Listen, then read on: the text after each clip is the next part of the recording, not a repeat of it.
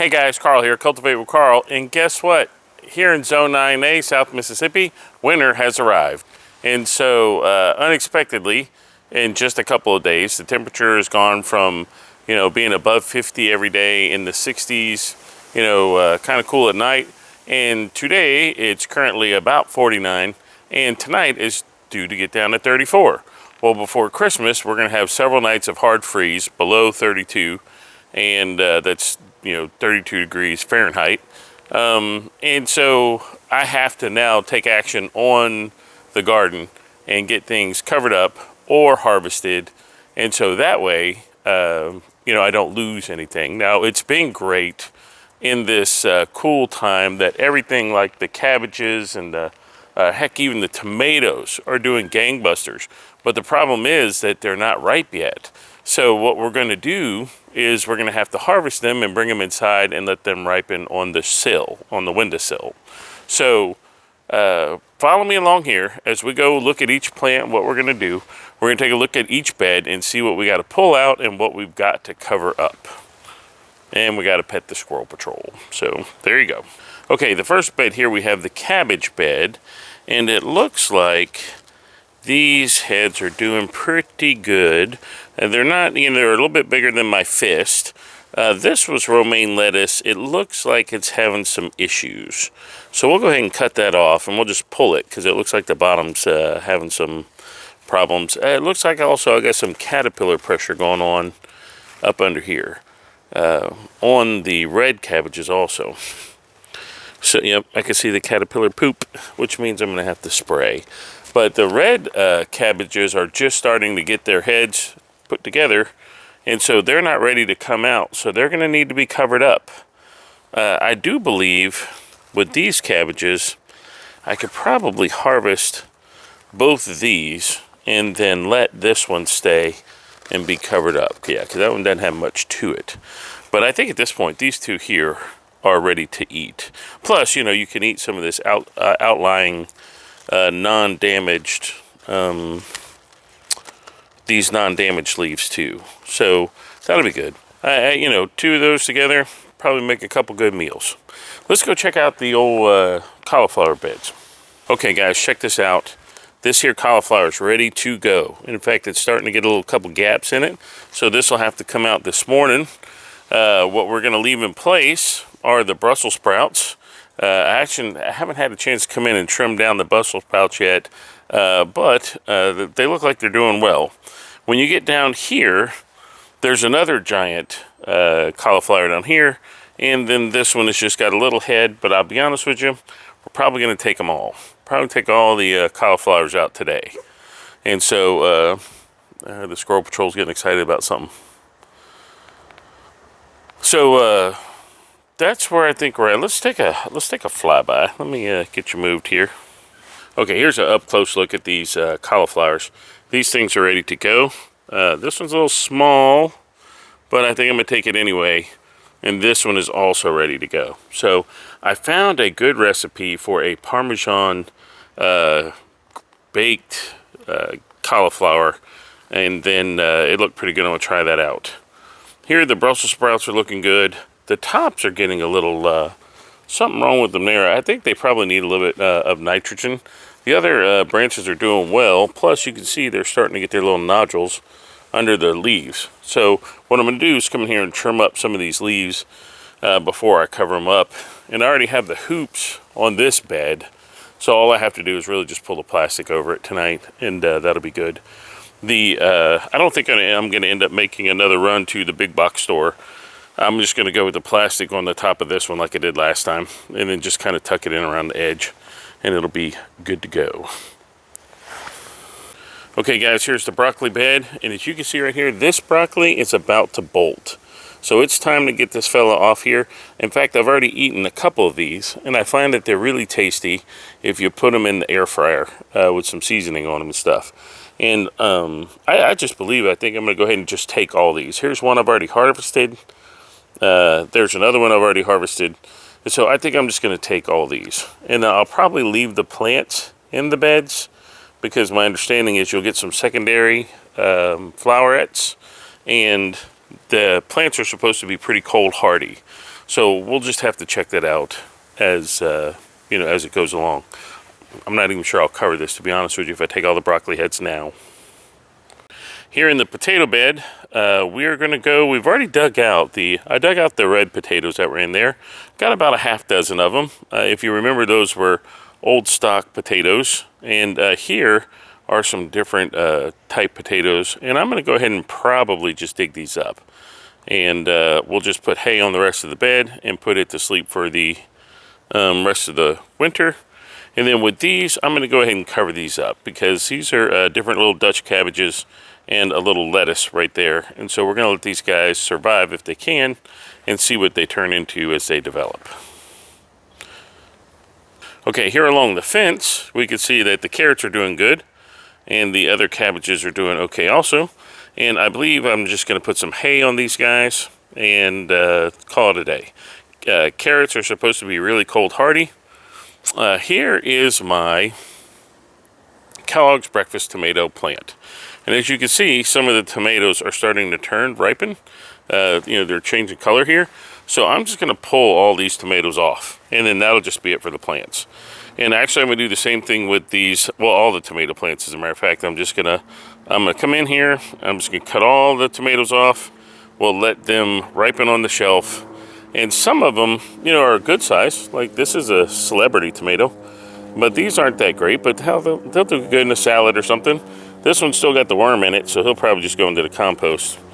The potatoes, I'm going to cover because the potato plants are fragile. The onions, I'm not sure about. I'm going to have to do some research. And so as we continue around, this is another tomato plant. Tons of tomatoes, man. It's a dang shame that this thing doesn't have a little bit more time to develop. Obviously, I need to prop it up a little bit more. I believe it's an indeterminate. But if we get over here to these two, a Haussinator. This is the Haussinator one. And then this one over here is this is the Haussinator. This is a celebrity. And I'm going to pull all the tomatoes off of them and we'll just call them done. So with the rest of these onions and stuff, onions are supposed to be cold hardy for the temperatures that we're getting. I'm just going to let them go. And then this tomato plant down here, yeah, I'm going to do the same thing. I'm just going to pull the tomatoes. It's got flowers on it. That's a dang shame. And then this little fella right here, I'll probably just cover up.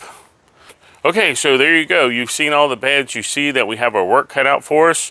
We're about to have a bunch of produce in the house. I'm pretty excited. This was my first fall garden, and I couldn't be happier with the amount of produce that I've already gotten out of here.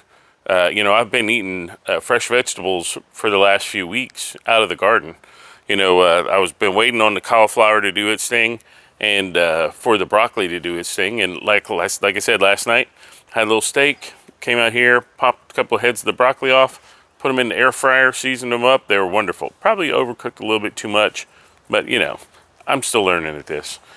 As for the rest of it, well, let's get harvesting first, and then we'll get to covering maybe later. All right, guys, first up to the harvest is going to be the cauliflower. And so this is my first time harvesting cauliflower. And my understanding of how you do it is you come down here to the main stem and you cut the main stem. And of course, if I had a knife that was sharp, this would probably go a lot easier. But making progress. Here we go. Alright. Cauliflower. Alright. So,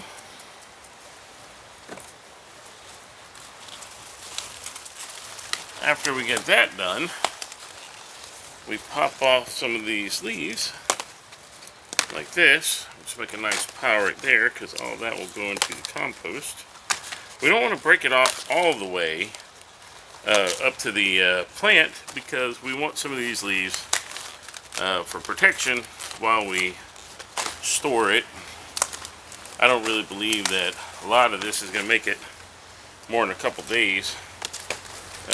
You know what's good on this one? I'm not really seeing any pests, and that's a wonderful thing. So, there you go. First cauliflower ever harvested at the old Cultivate with Carl homestead. And I'm pretty proud. This was a pretty good idea. Alright, let's just do this. Alright, there you go. one cauliflower. Alright, here we go. Okay guys, next up is the broccoli. We've got a better knife now. Come out here and there you go. You can see right here, when they start turning color like that, that means they're getting ready to, these are all little flower buds. It means they're getting ready to do their thing. And the dog bark is really jacking me up. They're getting ready to, sprout their flowers out, bolt. They're getting ready to bolt. So you want to get them before they get to that stage, because once they start to get all gravelly, they're really not that edible. It's not as good. I'm going to look at some of these other ones. I'm kind of hesitant to cut these other ones, being that broccolis also do survive cold weather really well. And I don't want to take them before their time, but also I don't want to lose out. There's only so much of this stuff I could eat in one shot. So we'll see what happens. Alright guys, here we go on the potato bed. To be honest with you, I don't have really great expectations for the potato bed. We did have problems with it all year, including a lot of pests. The plants are just tore up. And the poor potatoes. They did start dying off though, which is one of the things that you look for to see if they're ready. And I had already harvested that side of the bed over there. So, this is only, all that green, only a couple plants. Oh, look. Hey, there we go. Check it out. Bam, potato. It's not as cute as when my niece and them were here. Look at that. Hey, look at that right there. Potato, potato. Alright, well, we got to protect their skin. Now, these were russet potatoes I got from Roush's. And they sprouted in my pantry. So I went ahead and bought them out here and planted them. So, oh, there's a rotten one right there. Some rotten wood. Man, nothing smells like rotten potatoes. It's terrible. So, we gotta be careful if there are potatoes in here. We don't want to damage them. So let's see what we got here. Well, look at that, more potatoes. Hey, look, these are like free. I paid a little bit for them at the store, but for the most part, this is lanyap. The bed's holding together really well, but I'm not sure how many more potatoes might be in here. But hey, that's some potatoes. Not much. Oh, hit something there. Got a lot of wood chips in here. Yeah, I'll think twice about putting the wood chips in as thick as I did.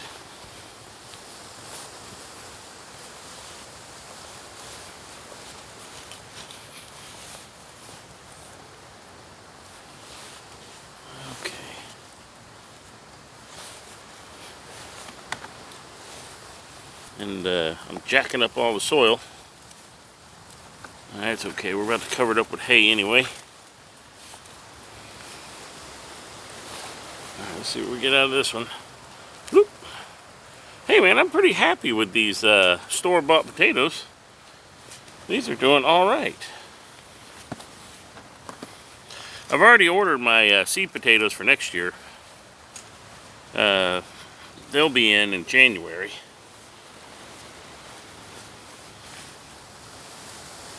I think that's about it.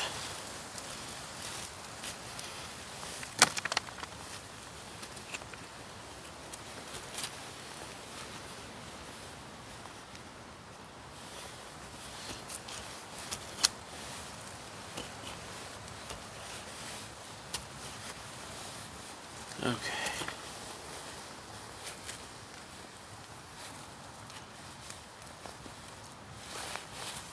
not bad, not bad.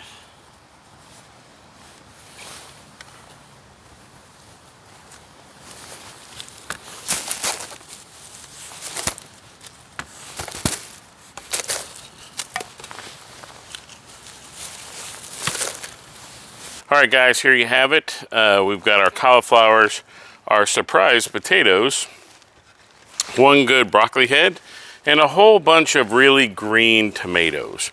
And the reason for pulling the tomatoes was that they weren't going to survive what was coming. And I doubt that it's going to get warmer until, like, this will be winter now for us. We'll start getting into the 30s and stuff until we get to the end of January, February. And then come March, we'll start pulling out of it. Our winters here are pretty brief, usually pretty mild. And so it's good that we have cold weather coming in for Christmas. Not so good for most of the stuff in the garden. The potatoes don't do well in the freeze. The tomatoes do not do well in the freeze, that's for sure. But cauliflower, broccoli, and Brussels sprouts are all very cold hardy and could stand a light freeze. Now, what I'm gonna do, probably not tonight because it's due to get to 34 tonight. So probably in the next couple days, I will come out and get the plastic out and cover up the remaining beds that there's still stuff in. I did go and pull all of the tomato plants up and I threw them in the garbage because tomato plants carry a lot of issues that you don't want to put into your compost. But I did take the cauliflower leaves and stems and I put them into the compost, and so that'll be helping us out. Man, I'm tickled pink about all this. This is good stuff. You know, I see dinner, you know, a couple dinners with the cauliflower. Once the tomatoes ripen up, hopefully they won't. Some of them aren't going to ripen. They're just too small. But some of the bigger ones should ripen up right on the windowsill. And then as they ripen, I'll eat them as we go. And I'll be pretty happy about that. Still in the garden, we still have a lot. The cabbage, the Brussels sprouts, the onions, you know, the garlic. And I think that the squirrel patrol has been eating my garlic, to be honest with you, because there's only 1 or 2 plants left in the pot where I had put a whole pot's worth in there. So what can you do? They're so darn cute. You gotta love them. But that's it. So that's the fall harvest here from Cultivate with Carl. You know, hope you enjoyed it. I know I did.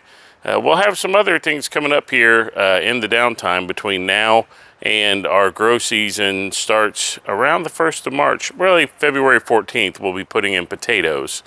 So stay tuned. Lots of stuff to come. Like I said, make sure that you have a hobby. Enjoy yourself with your family during this holiday season. If I don't see you again, you guys have a Merry Christmas or Hanukkah or Kwanzaa or whatever it is that you do. Just have fun and be with your family. Family's what matters.